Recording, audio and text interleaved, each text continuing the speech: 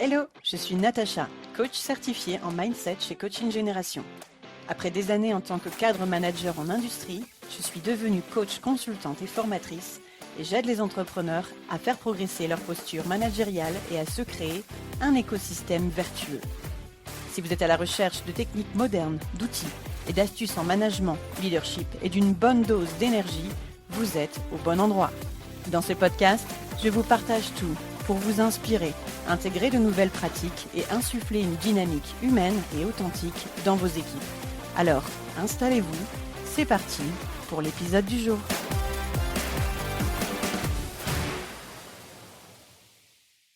Bonjour et bienvenue dans ce nouvel épisode de podcast dans lequel je vais vous partager ici, le cœur de mon métier, c'est pas une mince affaire. L'intelligence émotionnelle, c'est véritablement ce que je travaille au quotidien en individuel avec les personnes que j'accompagne. Et l'intelligence émotionnelle, c'est un vrai programme, c'est ce que je vais vous proposer de vulgariser aujourd'hui pour que ce soit véritablement accessible pour vous et pourquoi pas pour que vous puissiez peut-être avoir l'envie, le désir de pouvoir développer la vôtre. Alors pourquoi cet épisode ? Avant tout parce que vous avez été nombreux à me le demander. C'est-à-dire que l'intelligence émotionnelle, et ça je le comprends nettement, c'est quelque chose d'assez obscur de nos jours. On ne comprend pas bien ce que c'est. Intelligence ok, émotion émotionnelle ok, le lien entre les deux on entrevoit à peu près, mais comment ça se mesure, comment ça se travaille, comment la développer en fait, c'est justement l'objet de cet épisode. C'est vrai que faut bien prendre conscience que tous les entrepreneurs que j'accompagne, les dirigeants que je rencontre sont de parfaits experts dans leur domaine, sur la technique bien évidemment. Mais vous savez, de par mon approche, que c'est vraiment sur la manière dont vous vivez les situations, ce qu'elles vous donnent aussi à vivre vous et la façon dont vous les interprétez, que je travaille. L'enjeu, c'est quoi derrière ? C'est 80% des problématiques de l'entreprise, c'est-à-dire l'humain. C'est vraiment l'humain, ce sur quoi je travaille. Il n'est pas de technique qui n'ait besoin à un moment donné de compétences humaines pour pouvoir créer du lien, pour pouvoir faire sens, pour développer une intelligence collective. Mais je vous le dis tout de suite, il n'est pas d'intelligence collective s'il n'y a pas d'intelligence émotionnelle. Donc c'est vraiment ce sur quoi je vais axer cet épisode pour vous donner 3 temps en fait, 3 temps pendant lesquels je vais vous proposer de redéfinir l'intelligence émotionnelle. Je l'ai fait dans l'épisode précédent qui base en fait sur quelques études neuroscientifiques le fonctionnement de l'être humain. Pour arriver dans un second temps sur le lien entre les personnalités process-com, lien avec l'épisode 11 en fait de ce podcast et leur rapport aux émotions, pour enfin dans un troisième temps vous donner les 15 compétences à connaître, reconnaître pour développer votre propre intelligence émotionnelle. Votre manière de vivre votre quotidien influence vos actions, vos comportements, vos décisions, mais est-ce que vous comprenez vraiment d'où ça vient, quelle en est l'origine ? C'est vraiment le sujet de cet épisode. Je vais retracer ici tous les éclairages que j'ai pu moi-même obtenir pour vous les transmettre. Et à la fin, je vous proposerai un truc que vous ne pourrez pas refuser, je pense. Alors, je démarre tout de suite cet épisode de podcast avec la définition de l'intelligence émotionnelle. Il faut imaginer que l'intelligence émotionnelle regroupe en fait 5 familles de compétences. Il faut imaginer ça en roue. On démarre de midi en fait et on revient finalement sur 11h, midi, voilà, pour faire le tour et revenir au point de départ. Alors, l'intelligence émotionnelle, c'est avant tout un fonctionnement social et émotionnel. Donc ce sont des aptitudes, ce sont de vraies compétences qui associent la performance et le bien-être. Oui, c'est possible, mesdames et messieurs, nous ne sommes pas chez les bisounours ni au pays des licornes, mais il y a vraiment quelque chose à faire autour du bien-être et de la performance en entreprise. L'un n'est pas le grand méchant loup et l'autre le bisounours. Pas du tout. On peut totalement faire écho entre les deux et fonctionner de manière harmonieuse. Je suis témoin de soi, heureusement, au quotidien. Alors, au niveau de ce mode de fonctionnement-là, si je prends la définition d'une seule traite, en fait, l'intelligence émotionnelle, c'est l'ensemble des aptitudes socio-émotionnelles qui vous permettent de mieux définir la façon dont vous vous percevez. Pour mieux exprimer les choses de façon constructive, maintenir et développer des relations humaines saines, prendre des décisions éclairées et mieux faire face aux difficultés et donc au stress. C'est vraiment ça l'enjeu autour de l'intelligence émotionnelle, de pouvoir développer ces 5 familles de compétences-là: perception de soi, expression individuelle, relations humaines, prise de décision et gestion du stress. Tout l'enjeu autour de cette définition de l'intelligence émotionnelle est de reconnaître là où vous en êtes et de savoir comment et quoi faire progresser, bien évidemment, pour pouvoir justement faire évoluer les choses. Alors, globalement, si l'intelligence émotionnelle, c'est très très loin de vous, si la relation que vous avez avec les émotions sont nettement à distance, il se peut que vous ayez une perception de vous-même assez faible et donc une capacité à vous exprimer, en fait, plutôt faible. Ça ne veut pas dire pour autant que vous êtes dépourvu d'empathie absolument. J'ai rencontré certaines personnes qui le sont, mais voilà, ça ne veut pas pour autant dire que vous êtes dénué d'empathie du tout. L'objectif ici, c'est de pouvoir prendre des décisions et de savoir quoi en faire, de prendre des décisions, de savoir interagir avec les autres, mais surtout de mener cette intelligence collective à son but en fait. Donc, pour mieux faire face à ça, en fait, on a besoin de développer ses compétences et de faire preuve de flexibilité. Si je fais le lien maintenant avec les personnalités ProcessCom et leur rapport aux émotions, je vous invite justement à écouter l'épisode de podcast qui fait référence à l'intégralité des personnalités ProcessCom, c'est-à-dire à l'épisode 11 qui s'appelle « Gérer les personnalités ». Vous avez le développement de l'ensemble des personnalités ProcessCom que je vous donne, que je vous livre en fait dans ce podcast pour vous aider à mieux comprendre déjà vous-même, mais aussi les autres et améliorer votre relationnel au sens large, qu'il soit personnel ou professionnel et ou managérial également. Quand on parle de ProcessCom, alors je vais démarrer par la première personnalité qui va être le type empathique. Le type empathique, c'est plutôt simple. Qui dit le profil empathique dit lunettes du monde égale émotion. Donc forcément, il est très orienté émotion, vous le savez. Le type empathique est naturellement chaleureux, sensible et compatissant. Ce qui veut dire que son rapport à l'émotion, c'est son ADN, c'est son quotidien. Ce qui veut dire qu'en termes d'intelligence émotionnelle, potentiellement, il a cette faculté à développer la famille des relations humaines de manière très forte. Pour autant, est-ce qu'il est capable de s'exprimer, de dire les choses ? Eh bien, pas forcément, justement, parce que le type empathique a justement cette personnalité plutôt introvertie. Il n'osera pas heurter, blesser, froisser. Il n'osera pas dire ce qu'il pense ou ce qu'il ressent de peur de déranger. Et donc, c'est sur cette base-là, en fait, qu'on comprend que le type empathique a besoin, même s'il a beaucoup de qualités, de développer cette intelligence émotionnelle. Pourquoi ? Parce qu'intelligence émotionnelle est mauvais. Et là, je fais écho à la saga de l'été sur l'entrepreneur et ses émotions. Je vous invite vraiment à écouter un ou plusieurs épisodes de podcast autour de la tristesse, la peur, la colère. Pour comprendre, je vous donne la définition nette de ce qu'est une émotion. Émovere, mettre en mouvement par l'extérieur. Avec interlégérer, c'est de créer du lien entre les notions. Donc, l'intelligence émotionnelle, c'est cette faculté à faire le lien entre la tête et le cœur. La personne de type empathique est très très dans le cœur. Est-ce que pour autant elle comprend ce qu'elle ressent ? Non, c'est une vraie éponge à émotions. Et donc, comme elle ne comprend pas ce qu'elle ressent, elle le vit, mais potentiellement avec un trop-plein. Ce qui fait que sur un plan émotionnel, même si on est sur une personnalité extravertie, puisqu'elle a besoin de l'autre pour connecter, on est plutôt introverti d'un point de vue émotionnel. Jamais je vais oser dire ce que je pense. Je vais plutôt fuir.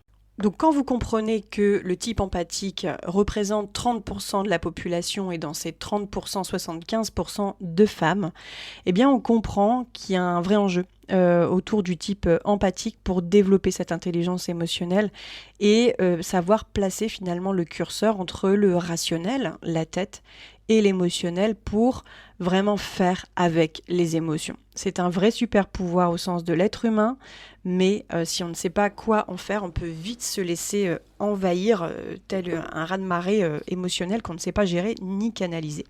Donc ça peut être assez catastrophique, que ce soit des managers ou des salariés qui ne savent pas faire avec leurs émotions, ça peut vite devenir compliqué et handicapant.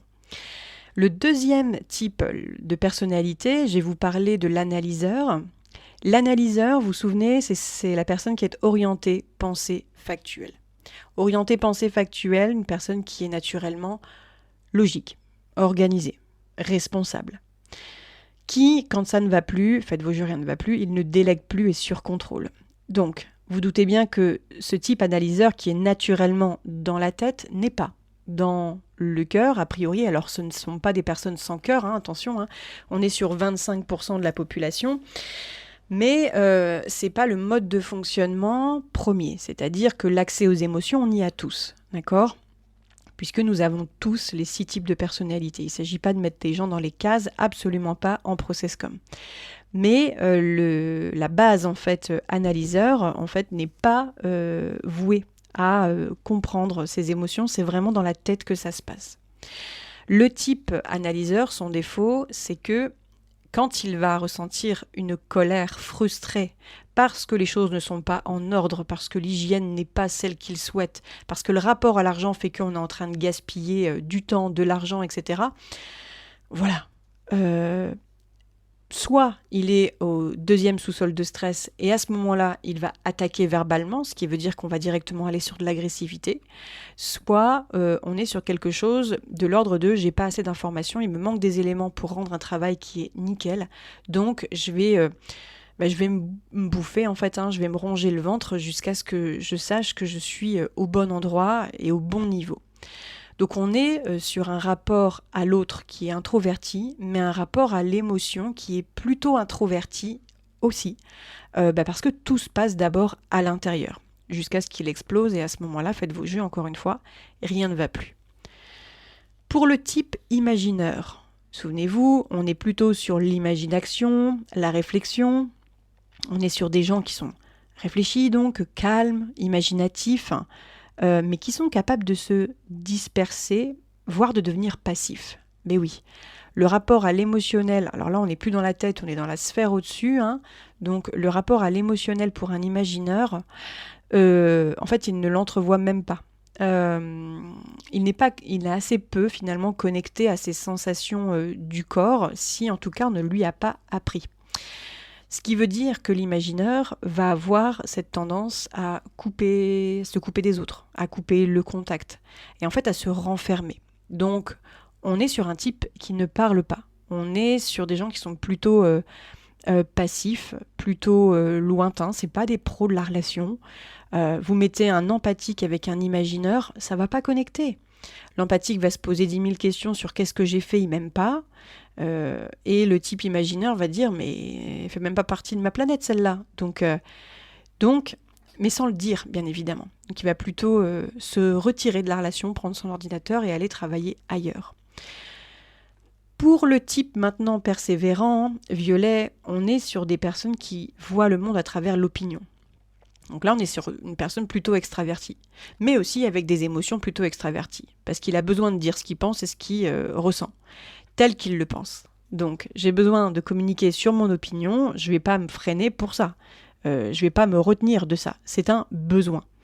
Donc, par rapport à ce rapport à l'émotionnel-là, ce sont des personnes qui sont consciencieuses, engagées, observatrices, donc elles vont avoir besoin de dire ce qu'elles pensent. Elles vont aussi avoir besoin de vous demander ce que vous en pensez pour venir vous valider. Donc inévitablement, dans ce rapport à l'émotion, on est sur un rapport qui est plutôt à l'extérieur, dans lequel je vais aller me méfier, vérifier, et puis si ça ne va pas, je vais partir en croisade. Donc on est sur de l'agressivité, absolument pas sur de la fuite.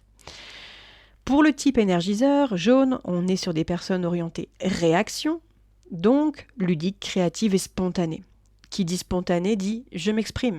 Naturellement, ces personnes ont besoin de contact. Donc elles iront chercher le lien. Elles sont plutôt extraverties par nature, le côté jaune solaire, et donc ont des émotions qui vont dans tous les sens, plutôt sans filtre. Donc elles, c'est plutôt simple, parce que dès qu'elles pensent quelque chose, vous allez le savoir. Ouais, trop génial, ou oh non, encore. Enfin, ça va être vraiment quelque chose qui va être exprimé, donc plutôt extraverti. Et enfin, sur le type promoteur rouge, on est sur des personnes orientées action. Dans cette action, ce sont des personnes qui sont pleines de ressources, plutôt charmeuses et adaptables, et qui ont cette tendance à vouloir flatter, à pouvoir flatter l'autre pour manipuler, arriver à leur fin. Encore une fois, c'est pas un gros mot ce que je dis, parce que l'objectif c'est de travailler en bonne intelligence ensemble, mais c'est vrai qu'il y a ce côté un peu commercial où elles vont savoir vous vendre des projets de manière très très habile. Ça peut mener effectivement, vous le savez, à des manipulations un peu moins saines, mais j'irai pas sur ce volet-là aujourd'hui. Donc dans leur rapport aux émotions, vous voyez que selon les personnalités, on a quand même des personnalités qui font face de manière complètement différente à la sphère émotionnelle. Encore une fois, je fais écho à l'épisode précédent dans lequel je vous décris comment est-ce que le tout à chacun fonctionne de manière commune, mais de manière un peu plus spécifique, j'avais envie de faire un point sur les types de personnalités ProcessCom pour mieux comprendre le rapport aux émotions. Ce qui m'amène maintenant à vous donner les fameuses 15 compétences de l'EQI. L'EQI 2.0, c'est ce diagnostic de compétences autour de l'intelligence émotionnelle qui vous permettent de mesurer, en fait, via un questionnaire, là où vous en êtes. Et je dirais que si la notion de QI, quotient intellectuel, vous parle, vous savez certainement que les QI vont de globalement 90 à 130 pour les surdoués. Alors ça va en dessous de 90 aussi, mais globalement la population se retrouve entre 90 et 110, la population moyenne. En dessous, on est sur plutôt un QI faible, et au-dessus, on est plutôt sur des personnes qui sont surdouées au-dessus de 110. On est sur les mêmes échelles, en fait, avec l'EQI 2.0. L'EQI, c'est le quotient émotionnel.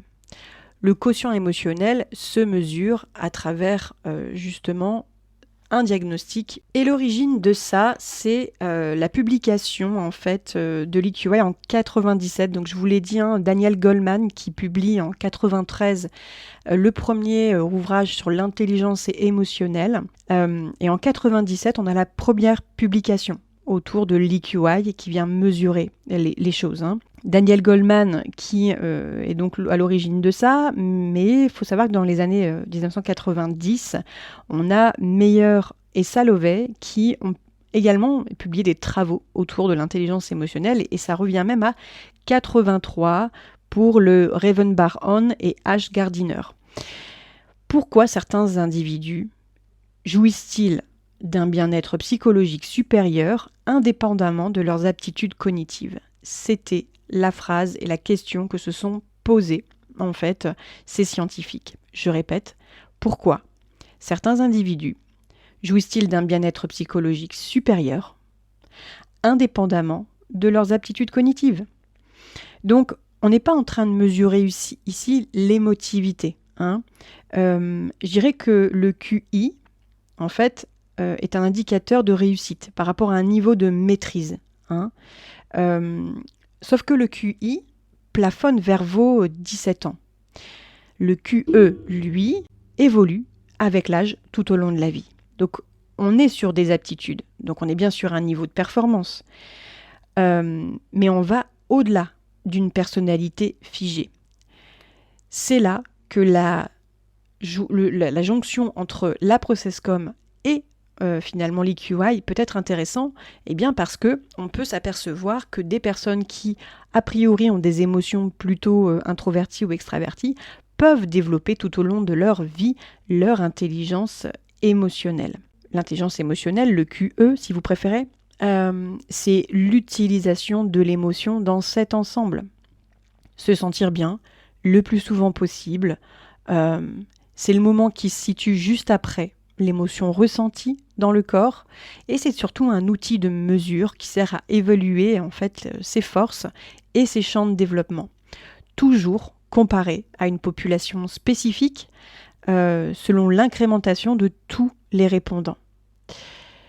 L'influence de la culture est plutôt mineure, mais quand même, selon les parties du monde, on préférera comparer les populations entre elles, par exemple Europe de l'Ouest, Asie, Amérique, etc. Et on a la possibilité également de faire cette étude de l'intelligence émotionnelle en 360, par exemple, autour d'un manager, d'un dirigeant, ou alors sur des clés de compétences bien spécifiques autour du leadership. Si vous souhaitez que je développe d'ailleurs cet aspect, n'hésitez pas à m'en faire part dans les commentaires. J'y vais tout de suite du coup sur quelles sont les compétences clés. Alors j'y vais d'abord sur la première famille de compétences qui est du coup la perception de soi. La perception de soi, étant donné qu'on a 15 compétences, 5 familles, ça fait donc 3 compétences par famille à développer. Dans la perception de soi, ce qu'on va mesurer, c'est déjà le niveau d'amour-propre. L'amour-propre, c'est quoi ? C'est l'estime de soi, le respect qu'on a pour soi, la confiance, la force intérieure, l'épanouissement. Toutes ces compétences-là ont été mesurées à travers ce qu'on appelle ici l'amour-propre. La deuxième compétence, c'est la réalisation de soi. Vous êtes un apprenti permanent. Quelles sont vos ambitions ? Quel est le sens que vous donnez aux choses ? Est-ce que votre vie est bien remplie ? Est-ce que vous avez des activités pertinentes, de l'autosatisfaction, de la motivation ou de l'entrain, en fait, dans la réalisation de soi ? Est-ce que vous donnez le meilleur de vous-même ? Eh bien, c'est cette compétence qui est mesurée à travers ce diagnostic. Et enfin, dans la troisième compétence, dans la perception de soi, on a la reconnaissance de ses émotions, la conscience de soi émotionnelle. Reconnaissance de ses émotions, le principe de cause à effet, en fait, cette perspicacité qu'on a développée autour de soi émotionnellement, en contact avec ses sentiments, et puis une certaine distinction claire et un décryptage chez les autres sur un plan émotionnel. Donc cette compétences, ces 3 compétences clés, servent de levier pour mieux vous ouvrir vers l'extérieur et développer la seconde famille, en fait, de compétences autour de l'expression. Concernant l'expression individuelle, on va chercher à mesurer 3 compétences. En 1, l'expression émotionnelle, c'est le côté extraversion, l'entièreté, cette expression facile. Vous savez, est-ce que c'est plus ou moins facile pour vous d'exprimer les choses sur un plan émotionnel pour vous ? En 2, l'affirmation de soi. Est-ce que vous faites preuve d'assertivité, cette capacité à s'imposer, exprimer son point de vue, ses pensées, ses ressentis, avec des opinions claires, directes, mais aussi avec sérénité, tout en étant capable de s'ouvrir à l'opinion de l'autre. C'est l'affirmation de soi. Et puis la troisième qui est intéressante à développer ici, c'est l'indépendance. Alors l'indépendance, c'est quoi ? Eh bien, c'est d'être émotionnellement autonome, être autodirigé. Vous savez, pas avoir le besoin forcément d'être protégé de l'autre, de se protéger, d'être soutenu par l'autre. Ne pas être éponge, ne pas faire en sorte que l'autre, avec ses sentiments, vienne interférer avec les vôtres, avec votre humeur et votre état d'esprit. C'est d'être sûr de soi.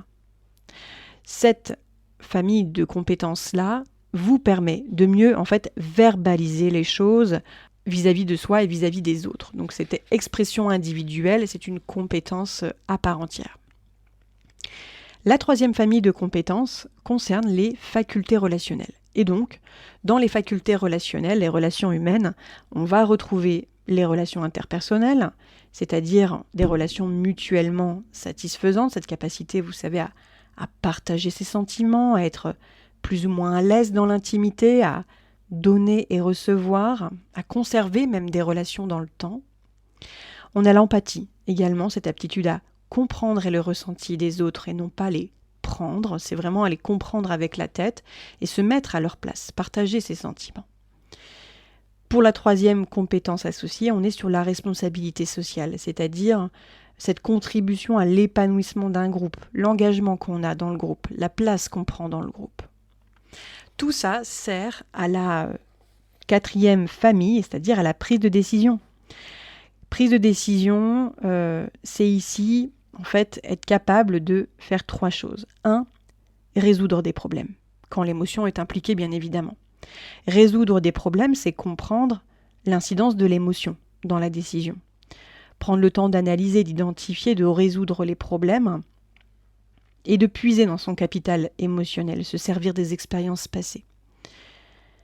Pour la deuxième compétence associée à la prise de décision, on est sur l'épreuve de la réalité. Donc, l'objectivité, finalement. L'objectivité, c'est quoi ? C'est évaluer les informations entrantes, de manière objective, tenir compte du niveau d'influence, de l'environnement, écouter l'environnement et avoir un jugement réfléchi. Vraiment, c'est de faire avec l'émotion, mais sans la subir. Pour développer ensuite la troisième compétence, qui n'est pas rare, c'est-à-dire la maîtrise des impulsions.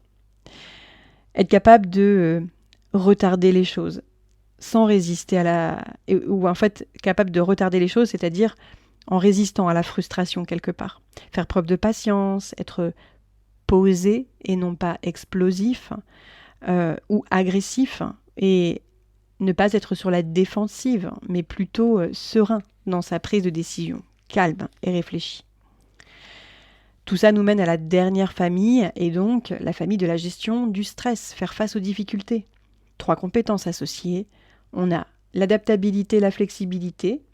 Alors flexibilité face aux conditions changeantes, aptitude à faire face aux imprévus finalement, à la gestion des émotions dans son ensemble, avec flexibilité.